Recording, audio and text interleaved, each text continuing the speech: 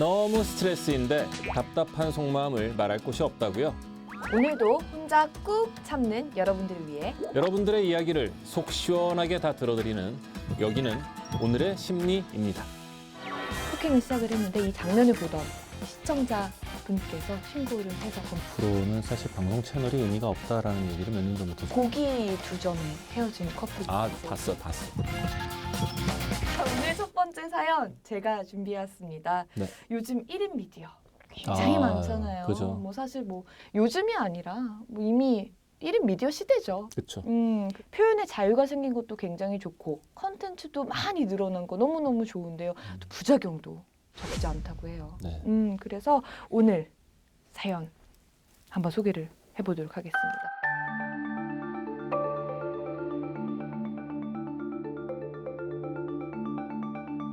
자, 40대 남성 BJ가 인터넷 개인 방송 도중에 네. 같이 앉아있던 이 여성을 폭행하고, 어머나. 근데 그냥 이 폭행이 아니라 이 성폭행을 시도를 해서 경찰에 검거된 사연입니다. 이 A씨는 자신의 원룸에 인터넷 방송을 하던 중에 이 지인이었던 이 40대 여성에게 이제 성폭행을 시도하려고 했고요. 그걸 거부하자 폭행을 시작을 했는데 이 장면을 보던 이 시청자 분께서 신고를 해서 검거가 된 사연입니다. 야, 진짜. 이 인터넷 방송들 네. 좋은 정보도 굉장히 많고 저도 요새 일어 공부를 열심히 하고 있는데 이 방송 유튜브나 이런 데 보면 굉장히 또 컨텐츠를 좋게 해서 만드시는 분들 계시거든요. 그럼요. 네. 참 좋은데 일부 또 선정적이고 또 폭력적인 거 이런 것들이 좀 문제인 것 같아요.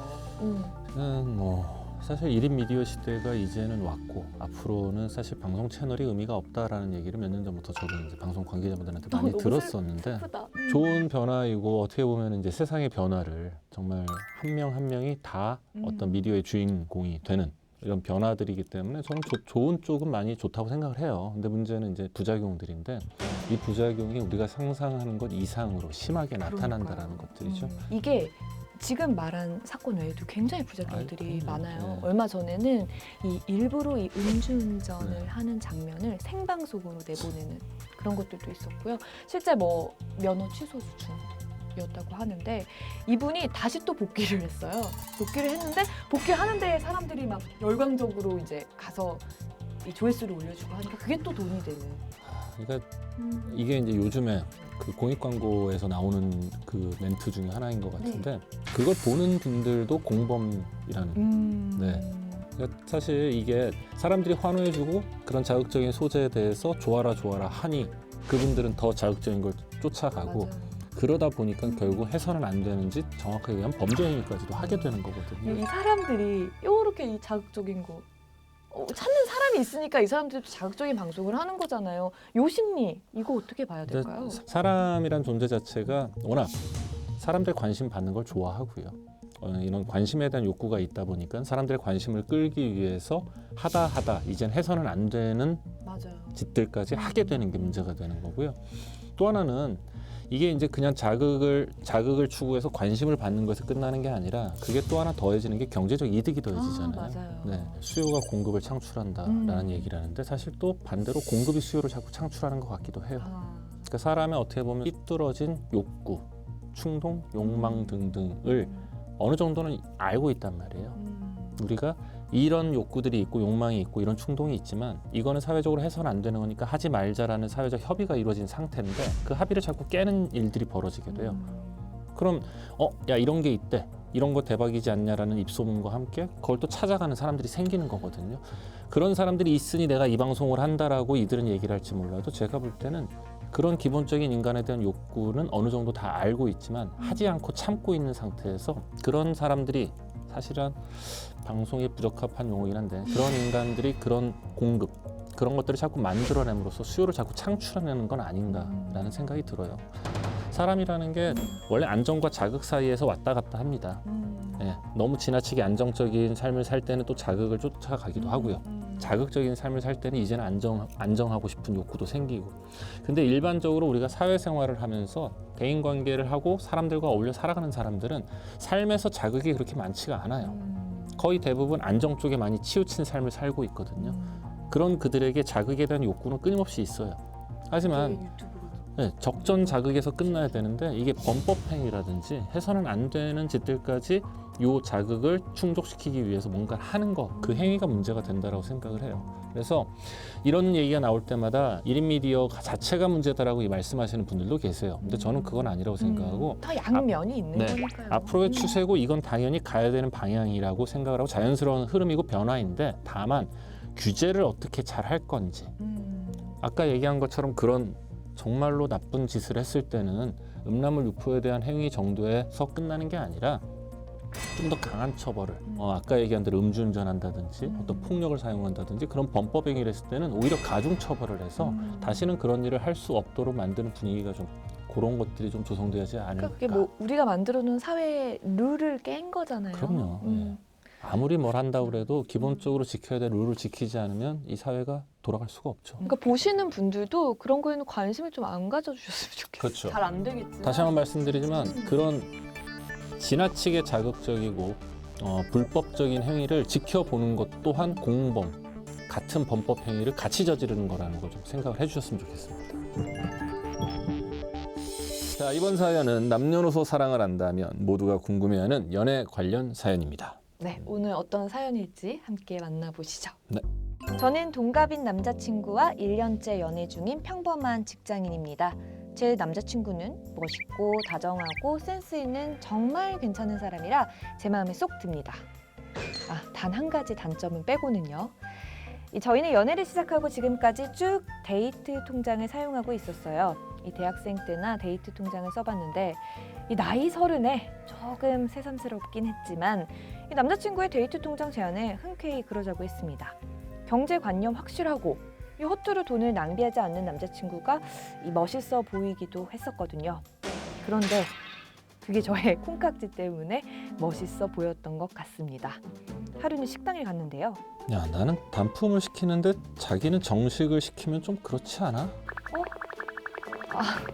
알았어. 나도 단품 시킬게. 이 샐러드가 곁들여 나오는 정식 메뉴 시켰다가 취소한 적도 있고요. 와, 맞다. 우리 이번 달에 돈이 초과됐다? 한 32,000원씩 통장에다가 더 입금하면 될 것 같아. 저한테 쓰는 돈이 아까워서 그런 걸까요? 진짜 이럴 때마다 정이 뚝뚝 떨어지는 기분이에요. 저 너무 화나 지금. 아니 물론 더치페이 할 수 있고 데이트 통장 쓸 수 있어요. 그럼요. 근데 이거 좀 너무하신 거 아니에요, 정말? 예. 정식에서 맛이 갑니다. 진짜 너무 이게 이분이 지금 고민하는 포인트에서 헤어짐을 결심한 분들도 굉장히 많아요. 제가 얼마 전에 비슷한 사연을 커뮤니티에서 본 적이 있는데 본인 건 아니시죠? 제 얘기는 아니에요. 고기 2점에 헤어진 커플 아세요? 혹시? 봤어요? 보셨어요? 고기 2점에 헤어진 커플 아세요? 봤어. 대박. 보쌈을 먹으러 갔는데 이제 남자친구가 급하게 먹으니까 천천히 먹어 체하겠다. 야 너는 고기 2점 아까 고기 2점 먹었잖아. 나는 쌈에 고기 한 점씩 싸 먹어. 이렇게 데이트를 하는 거는 서로가 같이 있는 시간을 즐겁게 보내기 위해서 데이트를 하는 거잖아요. 근데 왜 먹는데 나 말도 안 돼. 먹을 때 개도 안 건드리는데. 먹는 것도 제대로 못 먹게 해요. 왜 그러는 거야 도대체. 칼더치 약간 이렇게 딱딱 자기 거 이렇게 나누는 이런 거 있잖아요. 이게 가치관의 차이인 거예요? 아니면 어떤 심리적으로 뭐 이렇게 하는 사람이 특징이 있는 거예요? 일단은 그런 약간 그런 거를 확실하게 하는 성격이 있어요. 내가 하나 했으면 너도 하나 하고 너도 하나 했으면 나도 하나 할게. 이런 거를 좀 좋아하는 이런 걸 지향하는 성격이 있습니다. 그런 성격이 이럴 가능성이 꽤나 있고요. 네, 이런 분들 되게 칼같이 잘 떨어지는 분들이 있어요. 그게 안 되면 되게 불편해하고. 이거야? 만들어진 거겠죠? 두 가지 다요. 네이처와 널처라고 가지고 태어난 기질 더하기 어렸을 적 환경이 이렇게 만들었는데 사실 기질적으로도 네, 이런 기질이 그런 성격이 있구나. 있죠. 또 하나는 약간 오해를 하시는 분들이에요. 쉽게 말하면 내가 누군가 만나는 게 내가 좋아서 만나는 거고 내가 좋아서 만나는 거니 내가 뭔가를 더 해줄 수도 있는데 그걸 아까워하는 분들. 우리가 함께 만나는 거는 둘이 서로의 에너지, 서로의 시간, 서로의 돈을 반반 섞어서 만나는 거야라고 착각하시는 분들. 그분들 같은 경우에는 내가 상대방과 고기를 먹으면서 상대방이 맛있게 먹는 걸 보고 나도 기분이 좋다. 그치. 그런 감각을 그런 거를 못 느끼시는 분들이죠. 그 이런 생각을 하시는 분들은 밥 먹으면서 계속 계산 머릿속에 그래, 계속 나요. 내가 너 조금 네 더 점? 주고 아씨 나 있지? 빨리 먹어야 되겠다 막 이런. 내가 그러면 쟤한테 뭘 더 요구를 해서 이거를 내가 준 거를 채우지? 약간 이런 생각을 하고 있을 것 되게 같아. 사실은 좀 안쓰럽고 안타까운 분들이에요. 그래서 그 순간을 즐기지 못하고 상대방과의 그런 시간, 그런 경험을 오롯이 즐기지 못하고 계속 딴 생각을 할 수밖에 없고요. 거기에 있어서 서운하고 혹은 뭔가 내가 손해보는 느낌이 들고 네. 그러면서 사람을 만난다는 게 얼마나 슬픈 얘기예요. 그래서 이런 성격을 가지고 이런 생각, 이런 착각을 하시는 분들 같은 경우에는 제일 좋은 거는 같은 분끼리 만나시는 게 아, 네. 그 이분도 헤어져야 되는 거예요, 그럼?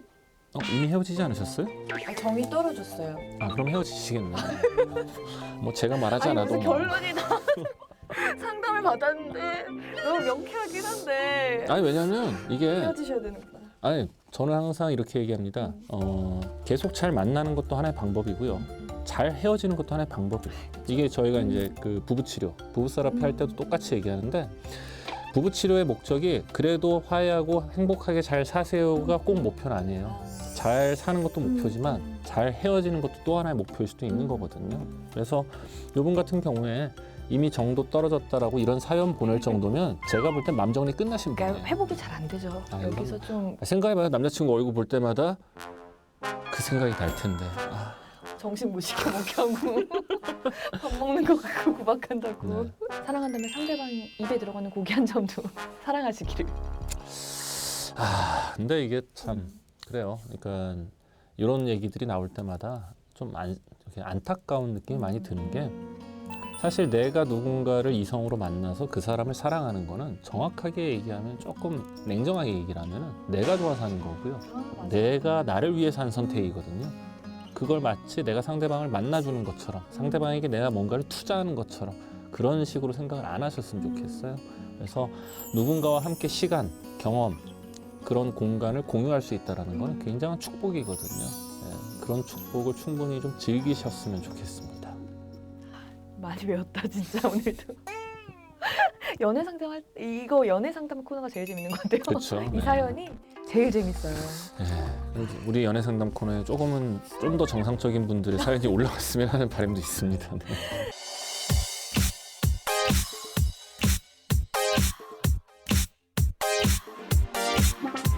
오늘 첫 번째 사연 제가 준비했는데요. 여자분들 중에는 조금 공감하시는 분들 많으실 것 같아요. 제가 사연 먼저 소개해 드릴게요. 네. 안녕하세요. 오랜 친구가 걱정되어서 사연을 보냅니다.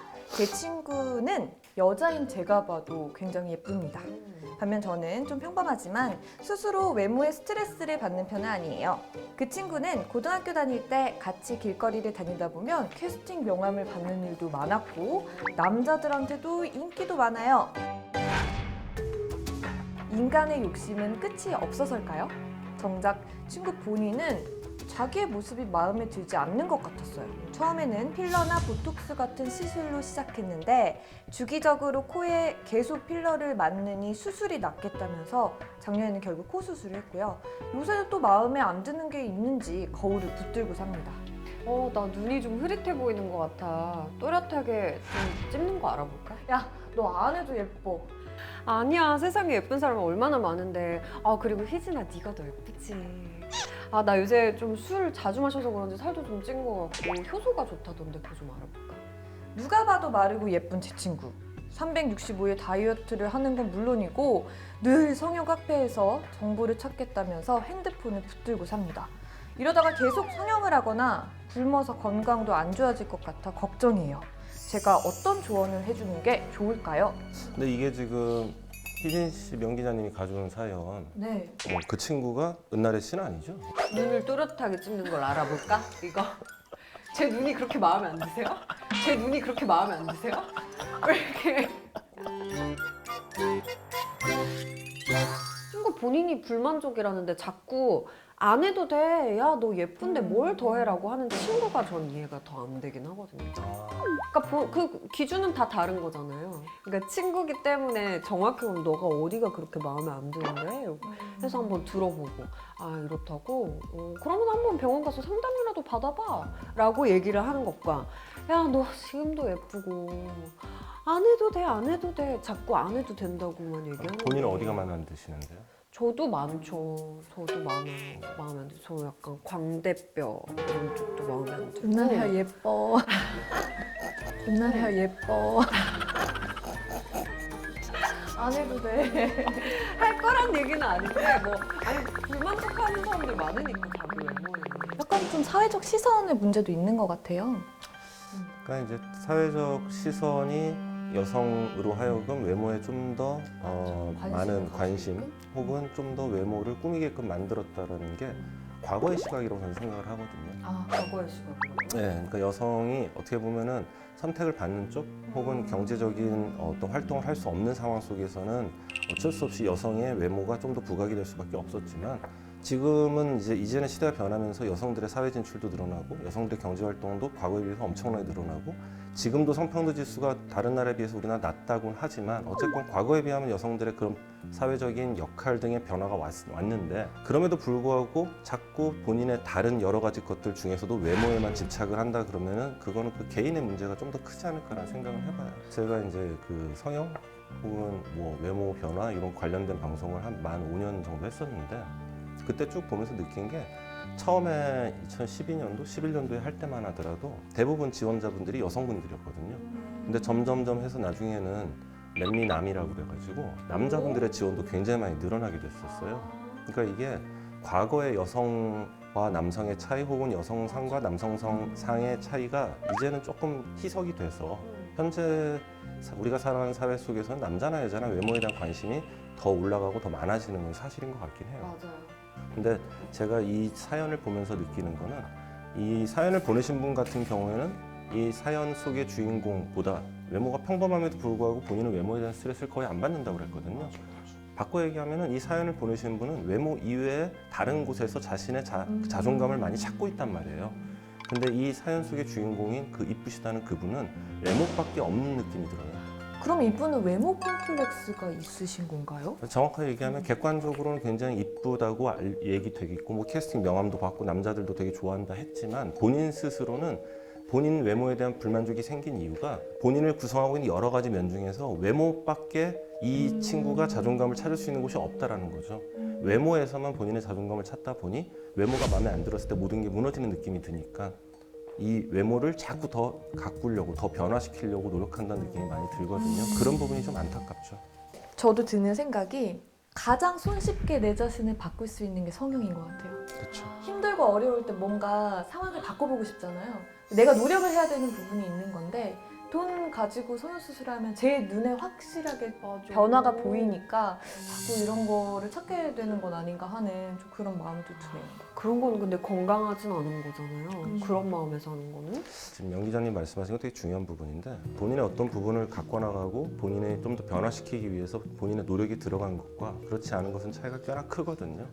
보통 외모 변화를 통해서 본인을 변화시키고자 하는 분들의 어떻게 보면 가장 큰 함정이자 문제가 뭐냐면 이 외모를 변화시킴으로써 자신의 다른 것들을 한꺼번에 다 변화시킬 수 있다고 믿는 거예요. 그게 가장 위험한 발상이거든요.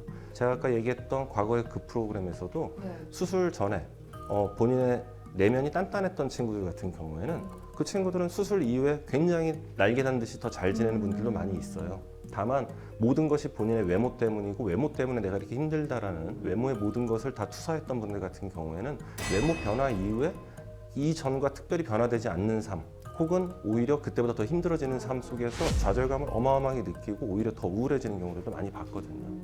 또 하나는 외모가 상당히 인간은 여러 가지 것들을 차지하는 것 중에 꽤나 많은 부분을 차지하는 중요한 것이면 분명하지만 외모가 전부는 아니거든요. 외모 이외에 다른 것을 통해서 본인의 자존감을 올리는 노력을 많이 하신다면 외모에서만 나의 모든 걸 찾으려는 노력을 안 하실 수 있게 됩니다. 예를 들면은 여기 사연을 보내신 분 같이 외모에 스트레스 안 받는 이유는 이분은 분명히 본인의 어떤 사회적 일이라든지 대인관계라든지 혹은 가정생활이라든지 혹은 연인과의 사랑이라든지 등등을 통해서 끊임없이 본인에 대한 만족을 찾아가는 분일 가능성이 크거든요. 그런 것들을 통해서 얻을 수 있는 만족을 외모를 통해서 얻으려고 하시다 보면은 이 외모는 언젠간 무너지게 돼 있습니다.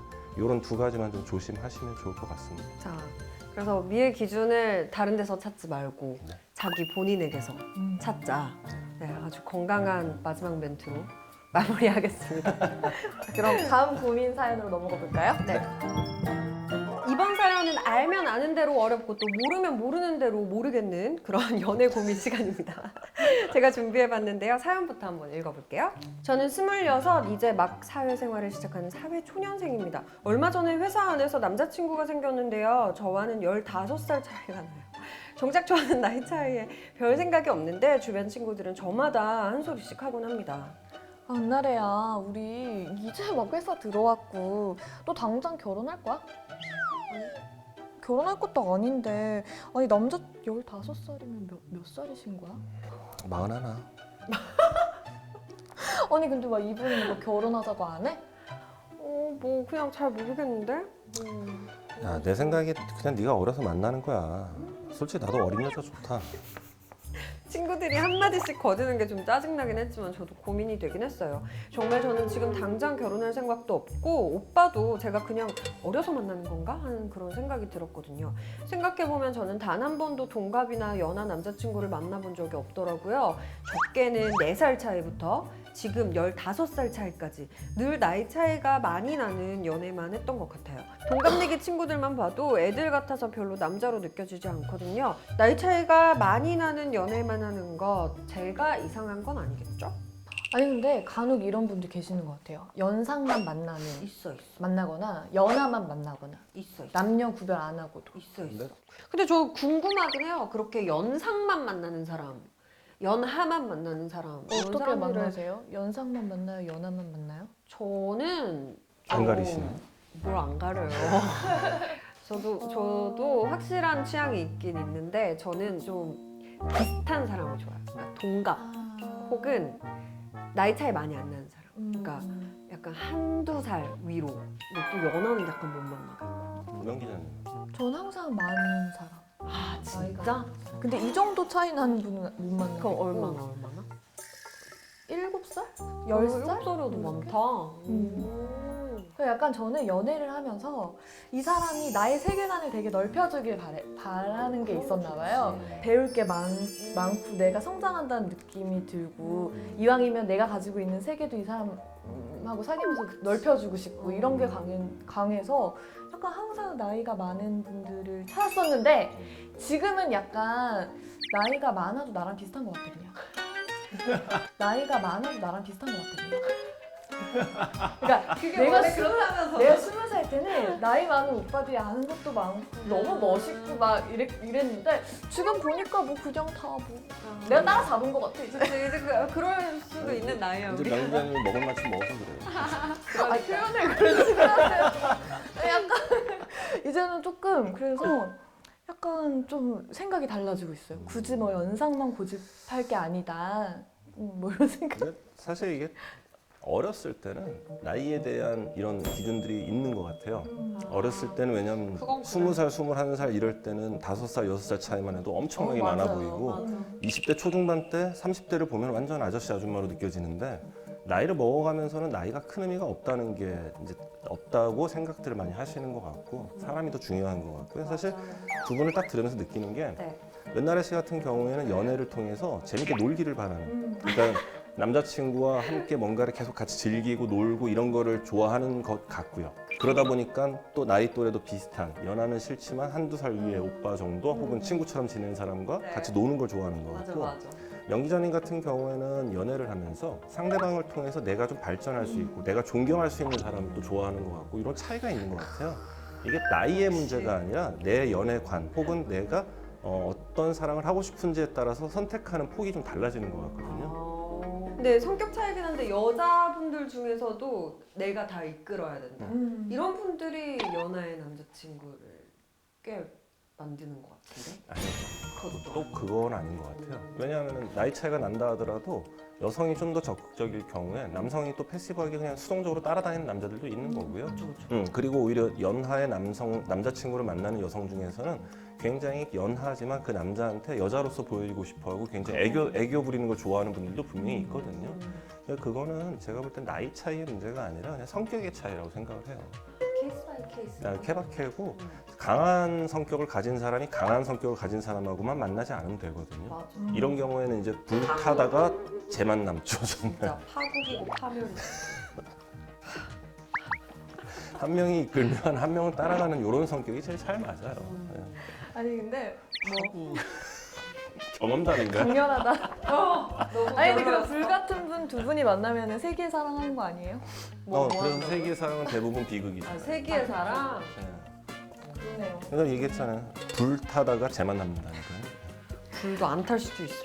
아니 연상 연하 커플에 관련된 통계를 제가 좀 찾아봤거든요. 오늘 사연을 보면서 근데 통계청 자료에 보면요, 2016년에 결혼한 초혼 부부 36,200쌍 중에 16.3%가 여성이 연상인 경우.